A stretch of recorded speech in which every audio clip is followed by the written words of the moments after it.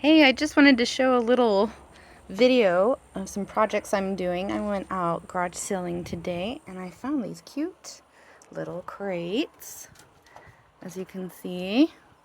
And I just had to have them because there's just so much that you can do with these.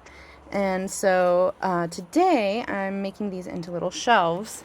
So I cut some wood down to size so they would fit in the bottom, you can see.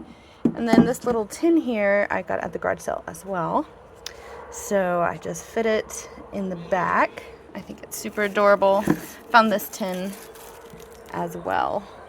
And it's just a replica, but it's a cute little old advertisement.